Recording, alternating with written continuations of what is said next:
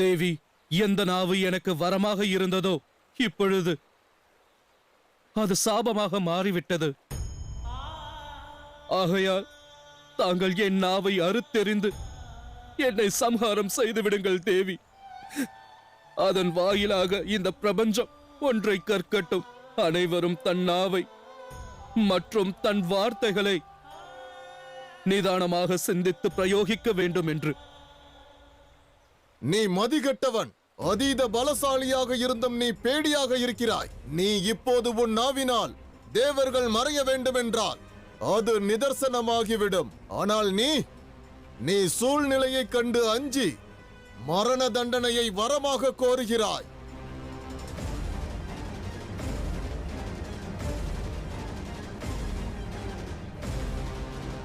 மதிகெட்டவன் நான் அல்ல, தாங்கள் அனைவரும் தான்.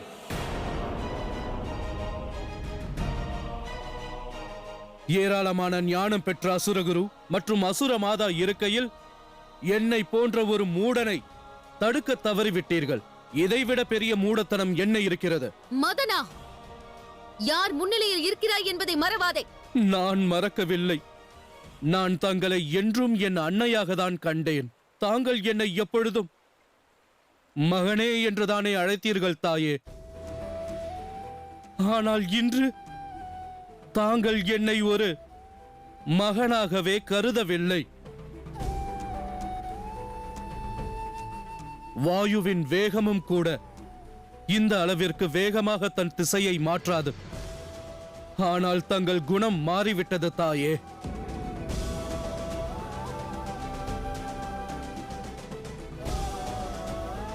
நாராயணரும் சதாசிவனும் கூறியது சரிதான் தாயே. உயிரை துறப்பதில் எனக்கு வருத்தமில்லை. ஆனால் ஒன்றை கூறிக்கொள்கிறேன். இந்த அண்ட சராசரத்தை அழகிய முறையில் நடத்துவதற்கு இவர்களுக்கு உதவுங்கள். இல்லையே நீங்களும் ஒரு நாள் அழிவீர்கள். உங்களுக்கும் என் முடிவுதான்.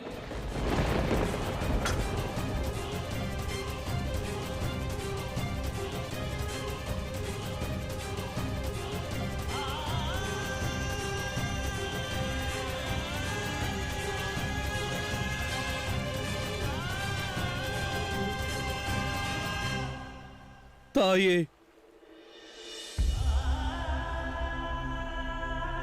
என்னால் இனியும் இந்த குற்ற உணர்ச்சியோடு வாழ முடியாது தாயே. என்னை சம்ஹாரம் செய்து விடுங்கள். எஞ்சியிருக்கும் என் வாழ்க்கையை பயனுள்ளதாக்கும் வகையில் நான் ஒன்றை கூற விரும்புகிறேன் தாயே. இப்பிரபஞ்சத்தில் நிரந்தரமாக இருக்க போவது சிவனும் சக்தியும் மட்டுமே. சிவனும் சக்தியும் மட்டுமே. சிவனும் சக்தியும் மட்டுமே.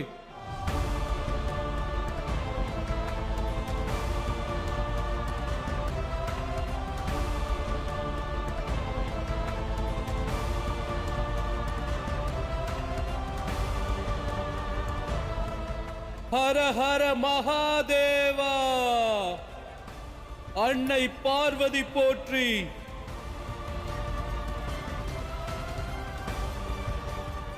ஹர ஹர மகாதேவா. அன்னை பார்வதி போற்றி.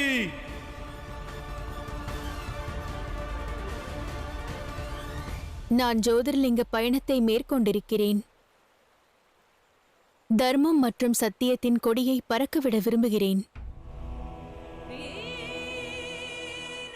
அதர்மத்தின் பாதையிலிருந்து தர்மத்தின் பாதைக்கு வந்தவரை வதம் செய்வது அதர்மமாகும் மகனே. பக்தி நிறைந்த என் மனதில் வஞ்சத்தின் அக்னியை நிரப்ப விரும்பவில்லை. அது சரியல்ல மகனே. தேவி, இவன் நாவிலிருந்து வரும் அனைத்து வார்த்தைகளும் உண்மையாகிறது. ஆகையால் இவனுக்கு முக்தி தங்களால் மட்டுமே அளிக்க இயலும்.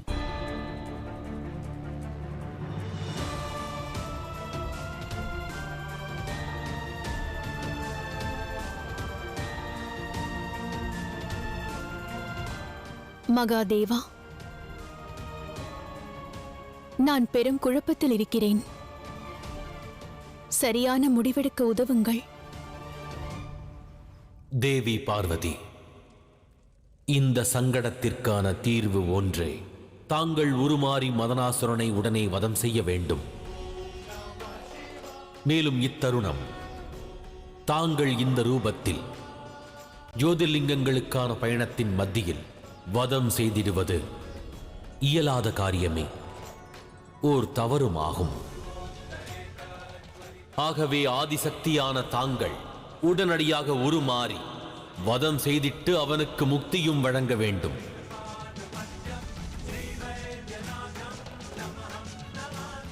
அவசியமற்ற சிந்தனை வேண்டாம் தேவி, தங்களின் கடமையாற்றுங்கள்.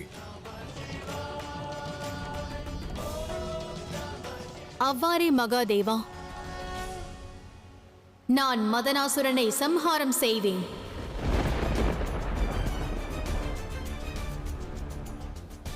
உனக்கு முக்தி அளித்து நான் என் கடமையை நிறைவேற்றுவேன்.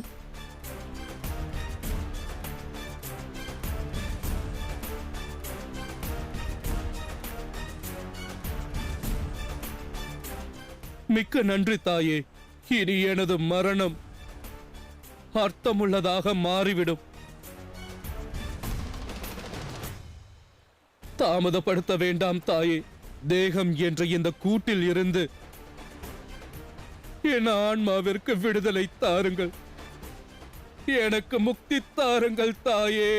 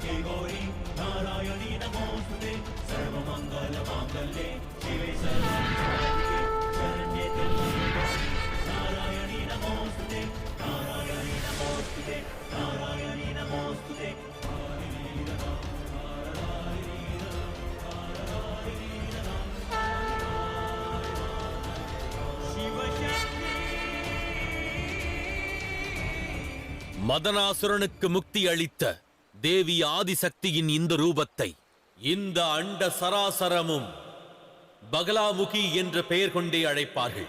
பகலாமுகி என்ற பெயர் கொண்டே அழைப்பார்கள். பகலாமுகி என்ற பெயர் கொண்டே அழைப்பார்கள்.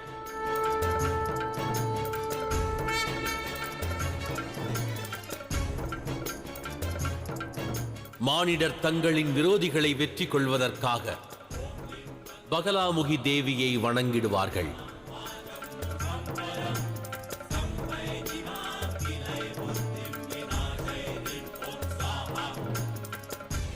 விரோதி மதனாசுரனைப் போல இருந்து அதீத பலம் படைத்தவனாக இருந்து அவன் நாவிலிருந்து உதிக்கும் வார்த்தைகள் பலிக்கும் என்றால்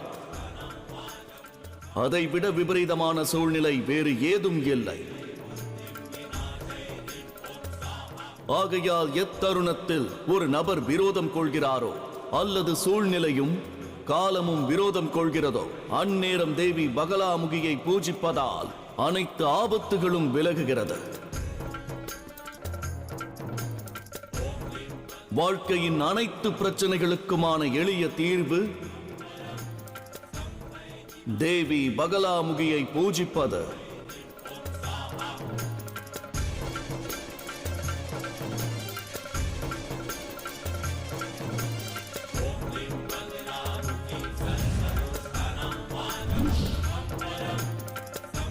அன்னை பகலாமுகி, அன்னை பகலாமுகி, அன்னை பகலாமுகி, அன்னை பகலாமுகி, அன்னை பகலாமுகி, அன்னை பகலாமுகி, அன்னை பகலாமுகி, அன்னை பகலாமுகி, அன்னை பகலாமுகி.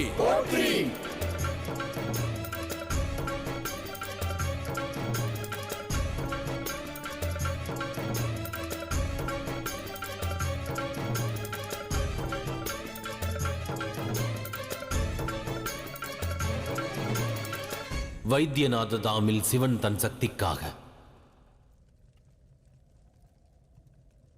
நிச்சயம் காத்துக் கொண்டிருப்பான்.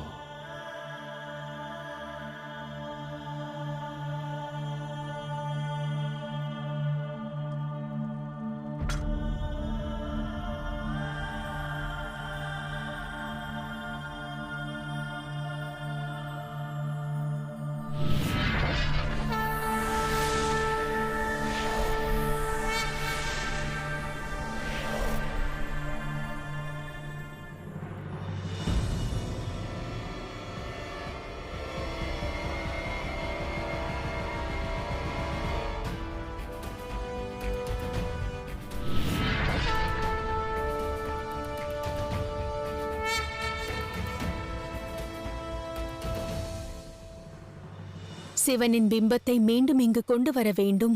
ஆனால் எவ்வாறு தேவி? யார் சிவனின் பிம்பத்தை நடந்து கொண்டே இருக்க வேண்டும் என்று கூறினானோ அவன் இறந்து விட்டான். ஆனால் நான் உயிருடன் இருக்கிறேனே. நான் அழைத்து வருவேன். காதலில் ஒருவர் பாதிப்படைந்தால் மற்றொருவர் துணையாக இருக்க வேண்டும். மகாதேவருக்கு இப்போது என் உதவி தேவை. நான் அவரை அழைத்து வருவேன்.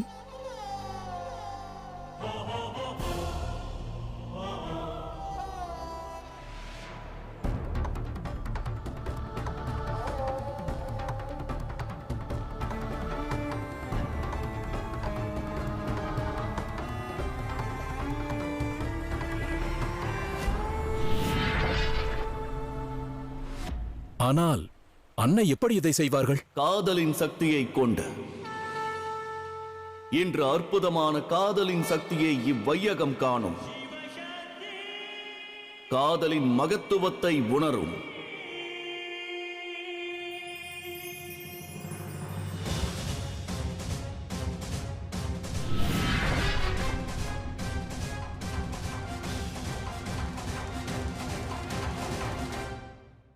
நில்லுங்கள் மகாதேவா, நில்லுங்கள். நான் கூறுவதை கேளுங்கள்.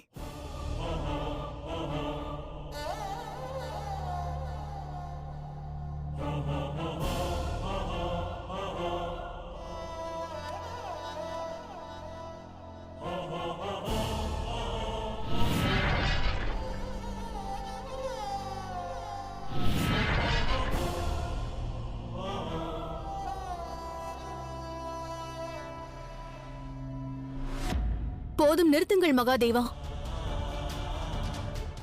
யார் தங்களுக்கு இந்த கட்டளையை இட்டாரோ அவர் அதர்மத்தின் பாதையை துறந்து தர்மத்தின் பாதைக்கு வந்து விட்டார். மதனாசுரன் இறந்து விட்டான். சிவனும் சக்தியும் இணைய வேண்டும் என்பதுதான் அவனது இறுதி விருப்பம். ஆகையால் நில்லுங்கள் மகாதேவா.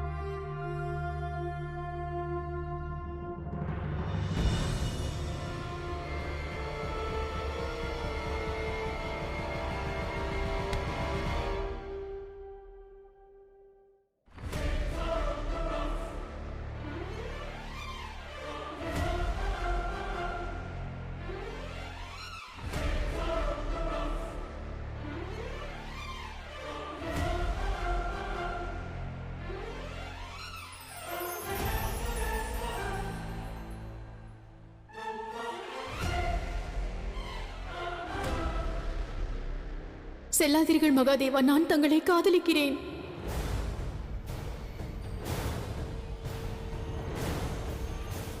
என்னால் தங்களை பிரிந்திருக்க இயலாது மகாதேவா.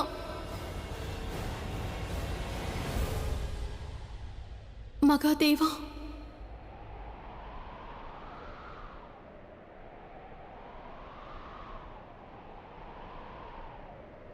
செல்லாதீர்கள் மகாதேவா.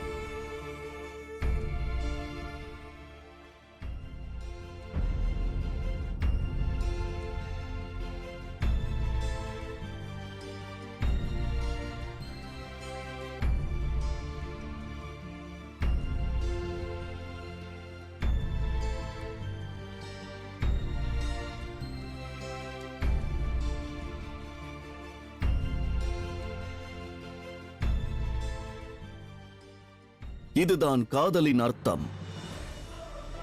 வாழ்க்கை துணையின் மகத்துவம். காதல் உடலுக்கு அப்பாற்பட்ட ஒரு விஷயமாகும். இன்று இரு ஆன்மாக்கள் இணைந்தது போல் சிவனும் சக்தியும் இணைந்திருக்கிறார்கள்.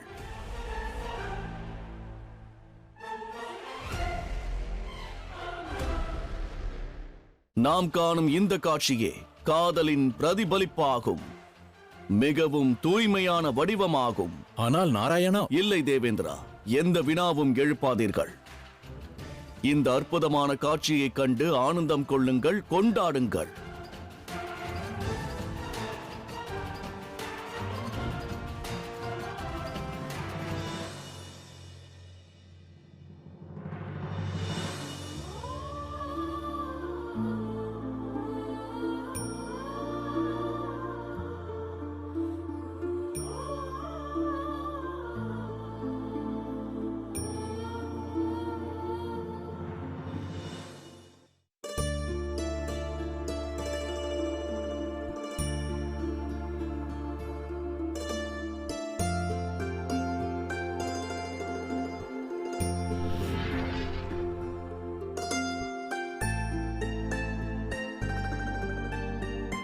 வாருங்கள் மகாதேவா, நாம் உடனே வைத்தியநாதத்தை சென்றடைய வேண்டும்.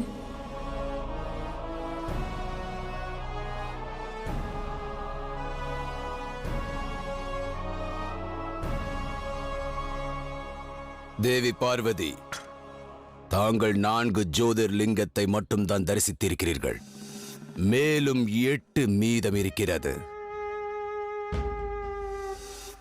சிவனும் சக்தியும் வெல்வதற்கு அவர்களிடம் 8 வாய்ப்புகள் இருக்கின்றன. ஆனால் நம்மிடம் இருப்பதோ ஒன்றுதான்.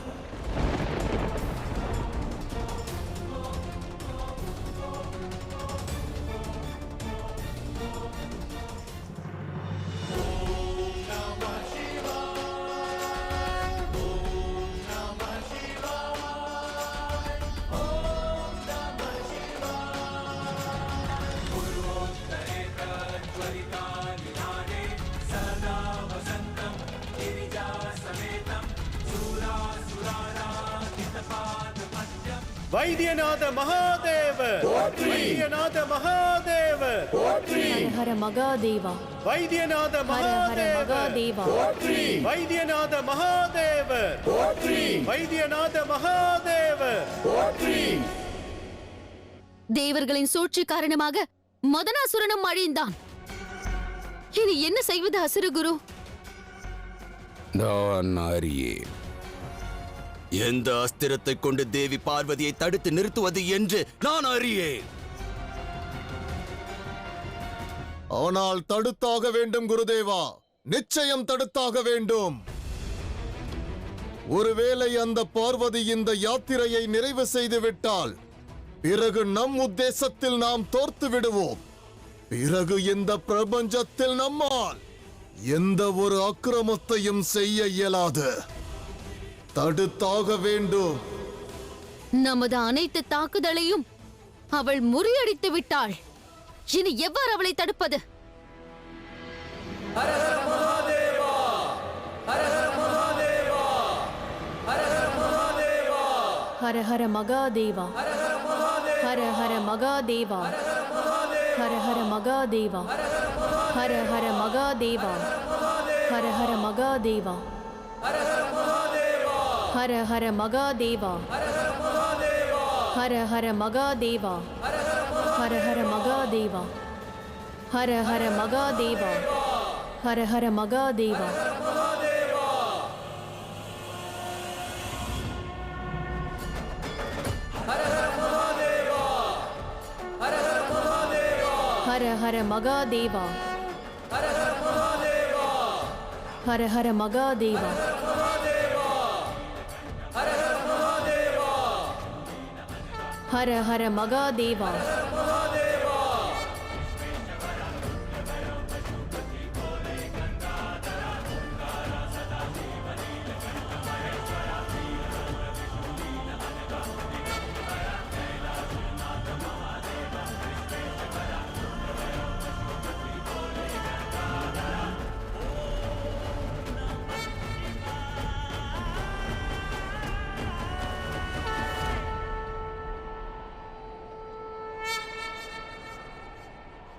ஹர ஹர மகாதேவா.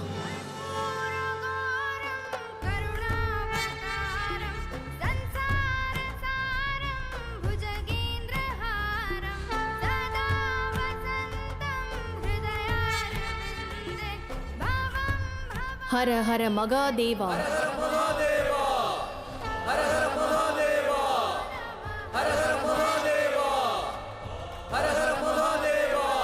ஹர ஹர மகாதேவா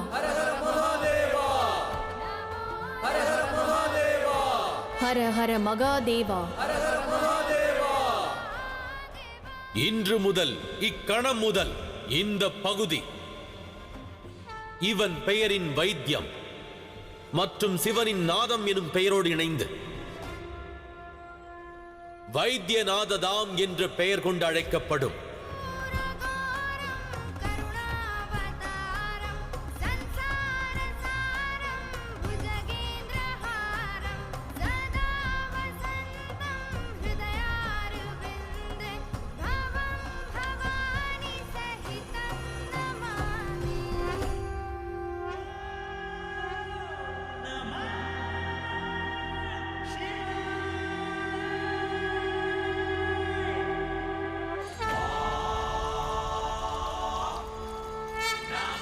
ஹர ஹர மகாதேவா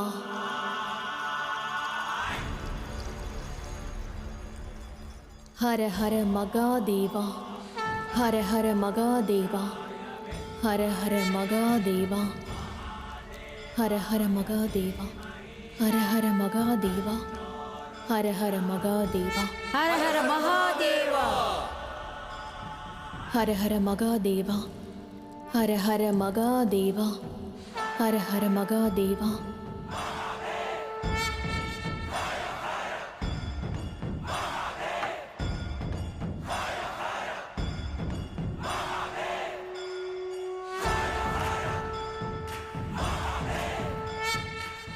ஹர ஹர மகாதேவா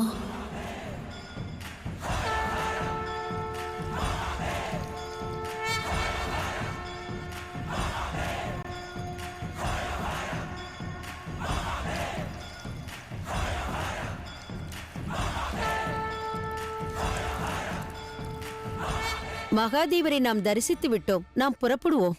சிவனும் சக்தியும் தனிமையில் உரையாடட்டும்.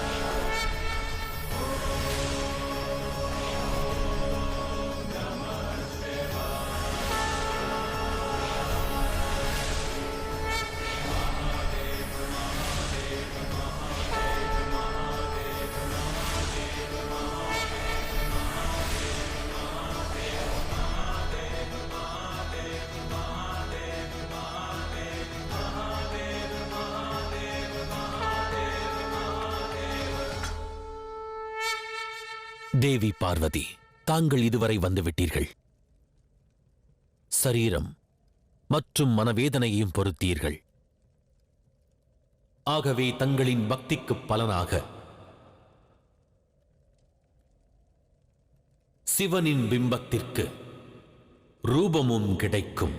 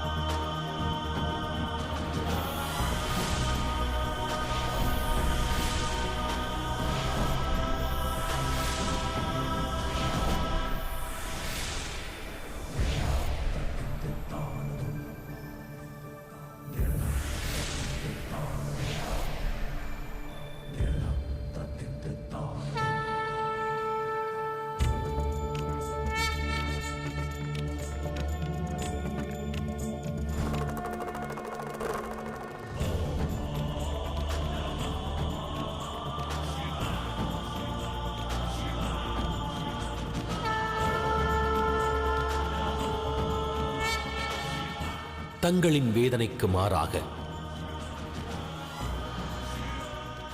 நான் இந்த அண்ட சராசரத்திற்கும் ஓர் அற்புத வரமளிக்கப் போகின்றேன்.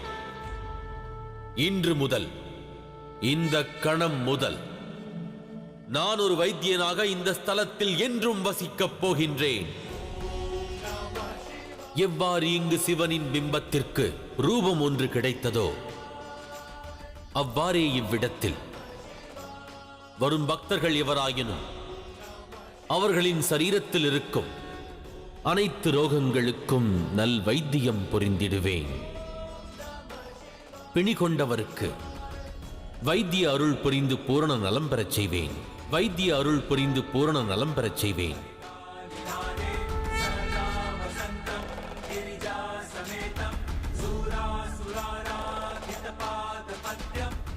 மிக்க நன்றி மகாதேவா.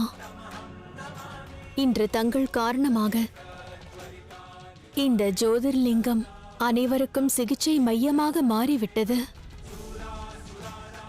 பிரபஞ்சத்திற்கு இந்த வரம் என் யாத்திரை வாயிலாக கிடைத்தது. மகிழ்ச்சியாக உள்ளது. தாங்கள் அளித்த வரத்திற்கு மிக்க நன்றி. என்றால் நான் யார்? என்றால் நான் யார்?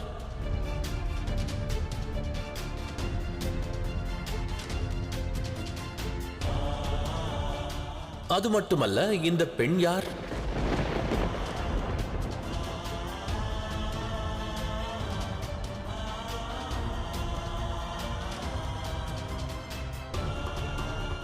எனக்கு ஏதும் விளங்கவில்லை. நான் யார் என்று கூறுங்கள். இருவரும் அவ்வாறு என்னை பார்ப்பதேன்? மேலும் தாங்கள் என்னைப் போன்றே இருக்கின்றீர்கள். நான் யார் என்று கூறுங்கள்.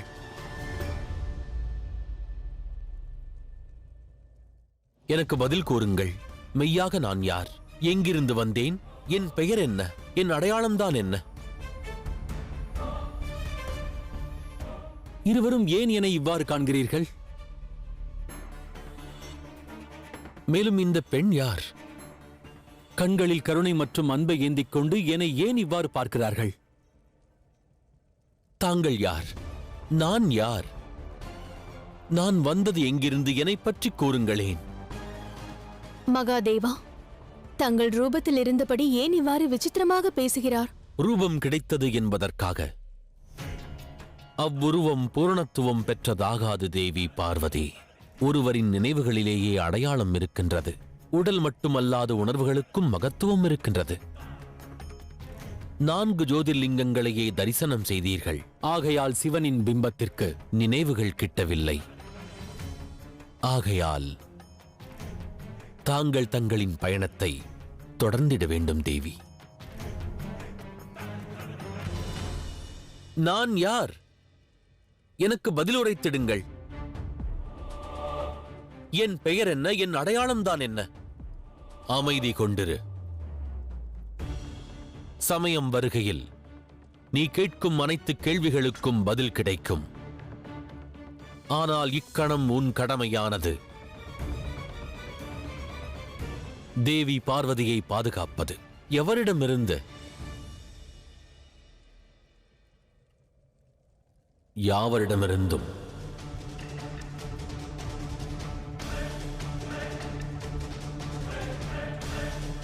அவ்வாறென்றால் சரி.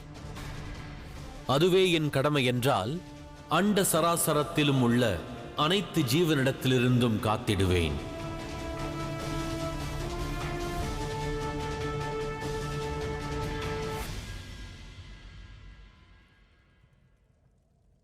புறப்படுகிறேன் மகாதேவா. அடுத்த ஜோதிர்லிங்கத்தில் நாம் சந்திப்போம்.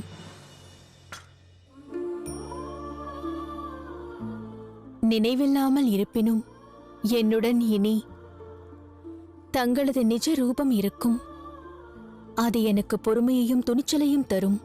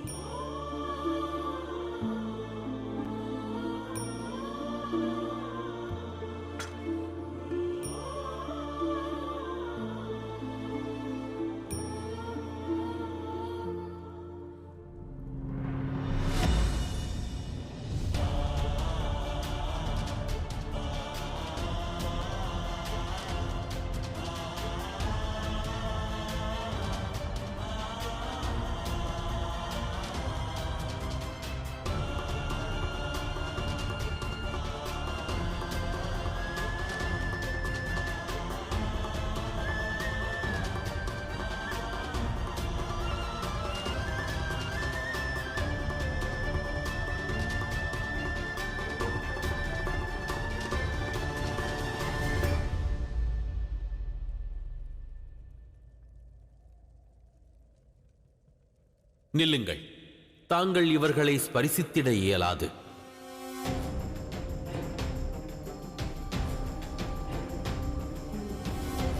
அவ்வாறு காண்பதேன்? பொறுப்பை ஒப்படைத்தது தாங்களே. இவர்களை பிரபஞ்சத்தில் யாவரிடத்திலிருந்தும் காக்க வேண்டும் என்று. அவ்வாறென்றால் இவர்களை இப்பொழுது உங்களிடமிருந்து பாதுகாக்கிறேன்.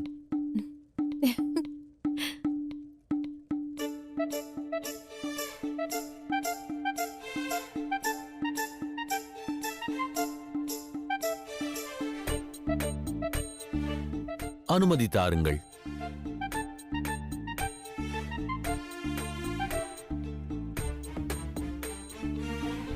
நான் புறப்படுகிறேன்.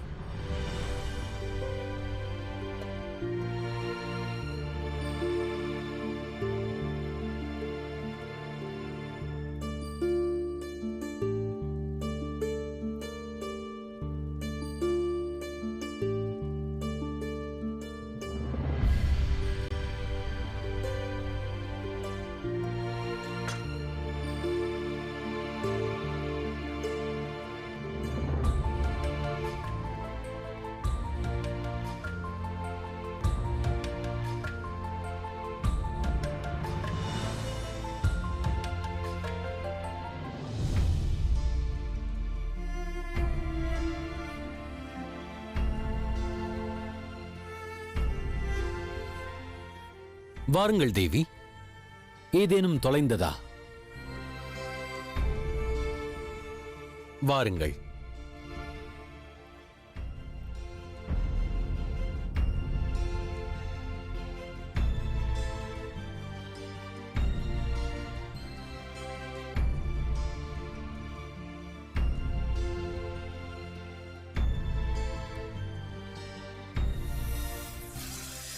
சற்று பொறுங்கள் தேவி.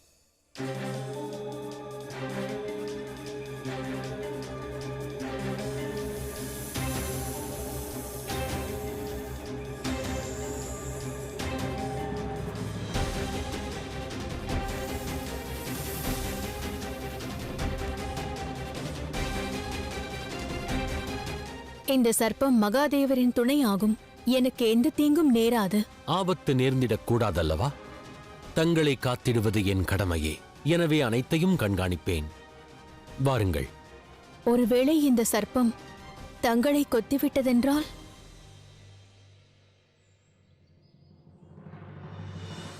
கவலை ஏதுமில்லை. நோக்கம் தங்களை காப்பதே. வாருங்கள். தங்கள் திருவிளையாடலை புரிந்து கொள்ள முடியவில்லை. நான் தன்யனானின் பிரபு. தாங்கள் எந்த ரூபத்தில் இருந்தாலும் தங்களது ரூபத்தில் பரோபகாரமும் அன்பும் மட்டும்தான் நிறைந்திருக்கிறது.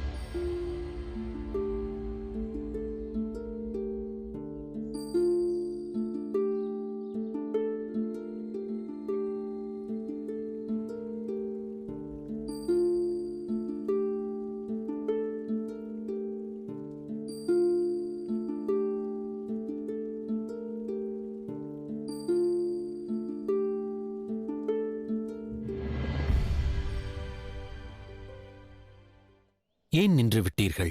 நான் நாகேஸ்வர ஜோதிர்லிங்கம் செல்ல வேண்டும். ஆனால் அது எவ்வழியே செல்ல வேண்டும் என்று இப்பொழுதே கண்டறிகிறேன். சற்று பொறுங்கள்.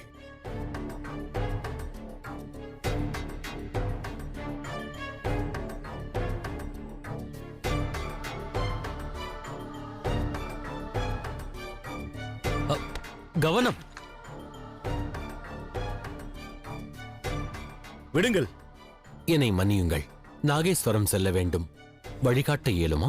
என் விறகுகளை கீழே தள்ளிவிட்டு உதவி கேட்கிறாயா? மன்னியுங்கள், இப்பொழுதே எடுத்துத் தருகிறேன். வழிகாட்டுவீர்களா? சரி சரி, அதோ அவ்வழி.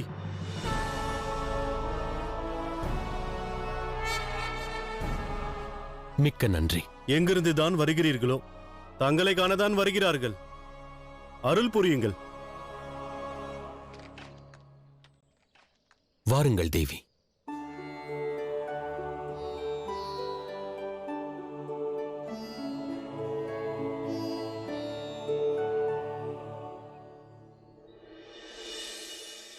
இதில் சிந்திக்க என்ன உள்ளது?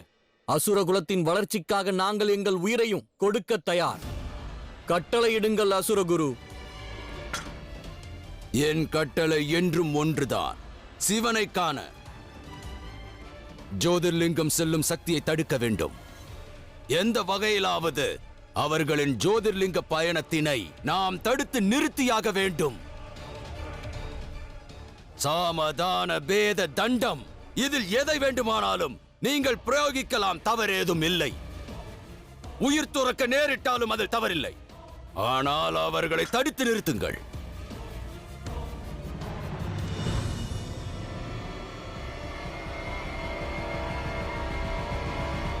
நாராயணா, மீண்டும் மீண்டும் அசுரர்கள் அன்னையை தடுப்பதற்கு திட்டம் தீட்டுகிறார்கள். இம்முறை நாமே சென்று அவர்களை தாக்கி யுத்தத்திற்கு முடிவு கட்டிவிடலாம். உன் வேதனை எனக்கு புரிகிறது கணேசா. ஆனால் ஆதிசக்தியின் யாத்திரையில் நாம் இடையூறு செய்வது முறையல்ல கணேசா. அதோடு எப்பொழுதெல்லாம் எவரேனும் ஜோதிர்லிங்க பயணத்தை மேற்கொண்டால் அப்பொழுது அவர்கள் முன்னிலையில் நிச்சயம் ஏதேனும் இடையூறுகள் உண்டாகும். இப்பயணம் ஆதிசக்தி மேற்கொண்ட பயணம் ஆகையால் இடையூறுகளையும் அவர்களே எதிர்கொள்ள வேண்டும். விதலா,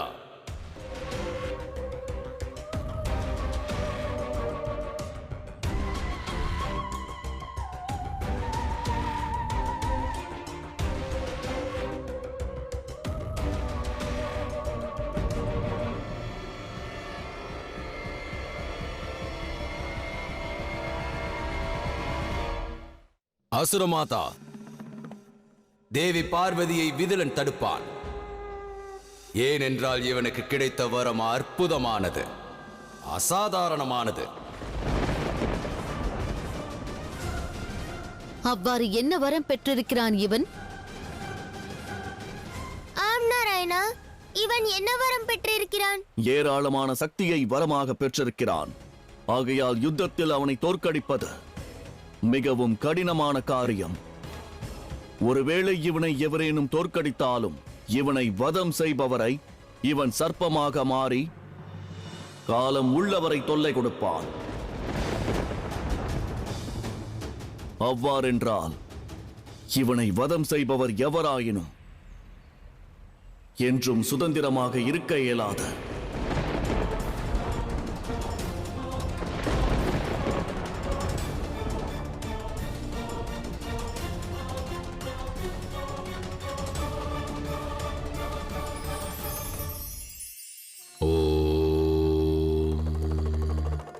மானிடர்களாக பிறந்தவர் யாவரும் மனக்கவலை கொண்டும் இருப்பார்கள். சிலருக்கு குடும்பத்தை எண்ணிக் கவலை, சிலருக்கு வணிகத்தினால் கவலையும் கொண்ட வாழ்க்கைக்கிடையில் காலம் கடந்தோடும் என்பதை எவரும் உணர்வதில்லை. நினைவிருக்கட்டும், எந்த அளவிற்கு வாழ்க்கையின் காலம் சிறிதென்று எண்ணுகிறோமோ அந்த அளவிற்கு இறைவன் மீது நமக்கு நம்பிக்கை உருவாகும். நமது வாழ்க்கை மிக அற்புதமானதாக மாறிவிடும்.